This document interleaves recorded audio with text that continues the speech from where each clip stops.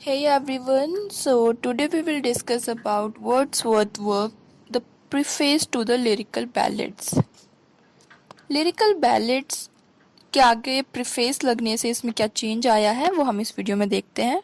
तो lyrical ballad क्या था? लिरिकल बैलेड्स जो है ये कुछ पोइट्रीज के साथ कुछ पोएम्स का एक कलेक्शन है जिनको किसने लिखा है? विलियम वर्ड्सवर्थ ने लिखा है और एस.डी. कॉलरेज ने लिखा है और ये पब्लिश हुई थी 1798 में।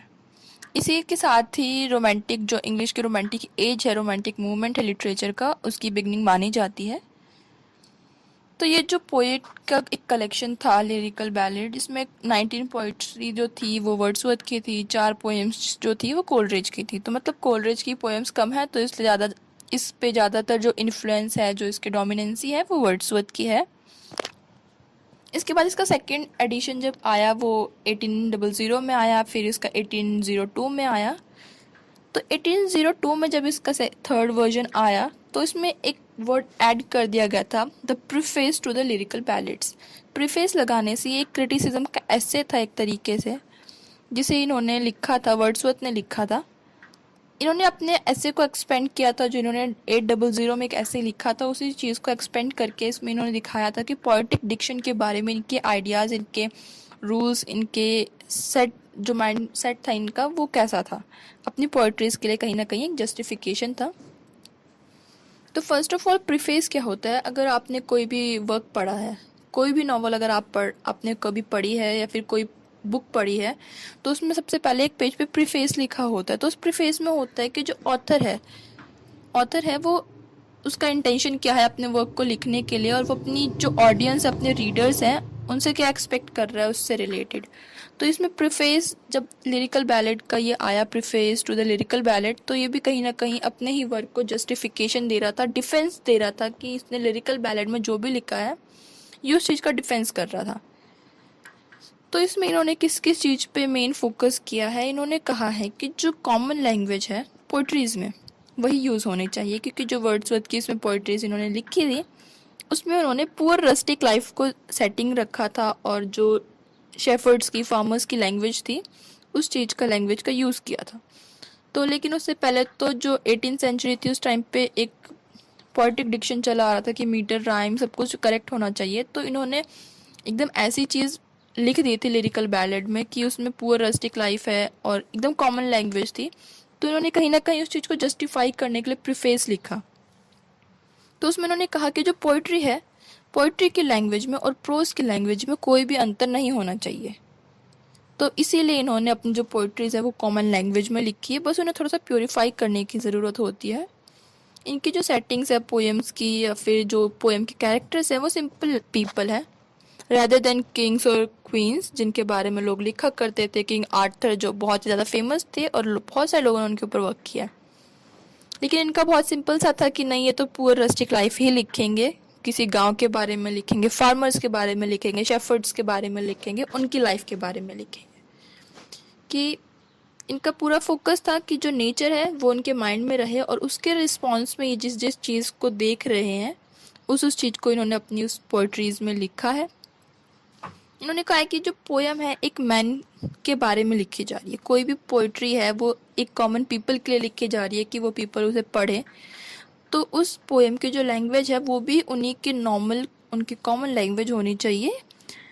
पोएट इज़ अ मैन, वो खुद एक मैन है, और वो किसके लिए पोएट्री लिख रहा है वो भी एक मैन है। तो उनकी लैंग्वेज को इतना ज़्यादा ओवर एक्टिंग की और इतना ज़्यादा सुपरफिशियल बनाने की कोई ज़रूरत नहीं है। जैसा है सब कुछ नॉर्मल लाइफ में लिखा जाए, ये सबसे बेस्ट रहेगा। जैसा सब यूज़ कर रहे हैं सेम टू सेम लैंग्वेज तुम लिख दो। फिर ये कहते हैं कि एक वैल्यू क्या है पोइट्री की। तो प्लेटो ने कहा है कि प्लेटो का जो पूरा फोकस था वो पूरा फोकस था कि फीलिंग्स का कोई काम नहीं है, सब कुछ रीज़न से चलेगा, रीज़न डोमिनेंसी पे रहेगा, फीलिंग्स का कुछ नहीं है। और वर्ड्सवर्थ इनके अपोजिट थे, उनका ये था कि थॉट से कोई मतलब नहीं है हमें, हमारा पूरा जो फोकस होना चाहिए वो फीलिंग्स पे होना चाहिए, रीज़न से हमें कुछ लेना देना है ही नहीं।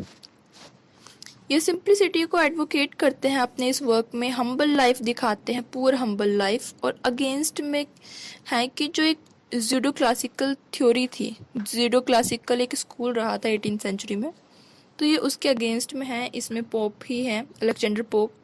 ये लैंग्वेज होती थी पोइट्री की कि कैसे पोइट्री की लैंग्वेज डिफरेंट होनी चाहिए प्रोज की लैंग्वेज से, इनकी थ्योरी ये थी। लेकिन वर्ड्सवर्थ इसके अगेंस्ट में थे। इनका पूरा ये था कि कॉमन पीपल की जो लैंग्वेज है वही लैंग्वेज हम पोइट्री में यूज़ करें, कोई आर्टिफिशियल लैंग्वेज नहीं होनी चाहिए हमारे किसी भी वर्क में।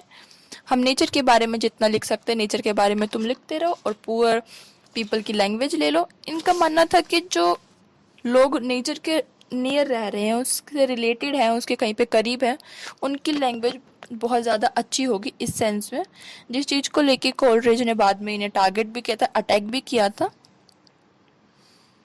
और जब इन्होंने ये लिखा, प्रीफेस लिखा इन्होंने अपना, तो उसके बाद जो इन्होंने, इनका पूरा टारगेट किसके लिए था? इनका टारगेट था जूडो क्लासिकल स्कूल के लिए। और जब इनका ये पब्लिश हुआ Preface to Lyrical Ballad, protesters का एक स्ट्रॉम सा उभर गया कि इनको सबने टारगेट करना स्टार्ट कर दिया। यहाँ तक कि कोलरिज जो इनके फ्रेंड थे वो भी इनके अगेंस्ट में आ गए।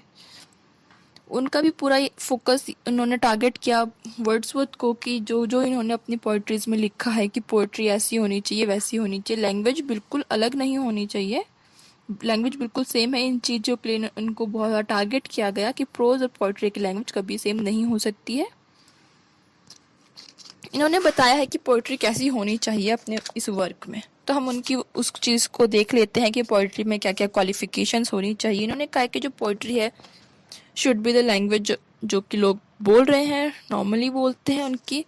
फिर ये कहते हैं कि इसमें एनिमेशन नहीं होना चाहिए, जो भी जैसा है वैसा दे दो, एनिमेशन करने की ज़रूरत नहीं है। लेकिन कलरिंग ऑफ इमेजिनेशन होना चाहिए, क्योंकि जो पोइट है उसकी इमेजिनेशन उसका सबसे बड़ा टूल है, जिससे वो पता नहीं कैसी कैसी पोइट्रीज बना सकता है।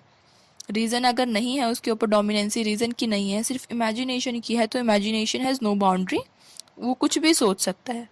तो पोइट्री कहीं ना कहीं इमेजिनेशन का कलरिंग होनी चाहिए। और प्रोज और पोइट्री में कोई फ़र्क नहीं होना चाहिए, दोनों की लैंग्वेज बिल्कुल सेम हो। उसके बाद इन्होंने डिक्शन के बारे में बताया हुआ है कि डिक्शन कैसा होना चाहिए, और जिस चीज़ के लिए कोलरिज ने इन्हें टारगेट किया है वो भी इसी में है। उन्होंने अपने बायोग्राफिया लिटरेरिया में उसे टारगेट करके बोला है कि इन्होंने जितने भी कैरेक्टर्स बनाए हैं अपनी पोइट्रीज़ में, वो इसलिए फेमस नहीं है कि वो रस्टिक हैं, वो पुअर हैं, बल्कि इसलिए फेमस है क्योंकि उन्होंने एरिस्टोटल का एक आइडियल बीइंग होता है कि उसमें क्या क्या होना चाहिए, गुड हो, ऐसा हो, वैसा हो, उस वजह से वो फेमस है, ना कि उसके रस्टिक लाइफ की वजह से फेमस है। फिर उन्होंने कहा कि जो रस्टिक लैंग्वेज वर्ड्सवर्थ बोलते हैं कि रस्टिक लैंग्वेज जो शेफर्ड की है, फार्मर्स की है, उन कॉमन लैंग्वेज को पोइट्री में यूज़ कर लो।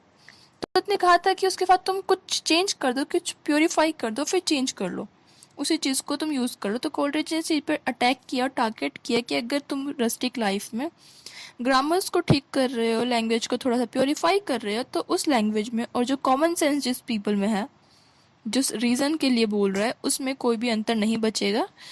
तो मतलब तुम्हारा ये बोलना बिल्कुल गलत है कि तुम रस्टिक लाइफ को यूज़ कर रहे हो। इनका जो कंसेप्ट था रस्टिक लाइफ का, पूरे में इनका यही चला आ रहा है कि उन्होंने किस तरीके से अपने उस चीज़ को दिखाया है, नेचर को दिखाया है। आप इनका वर्क पढ़ सकते हैं, टिंटन एबी है, बहुत ही अच्छा है, बहुत ही कमाल का है।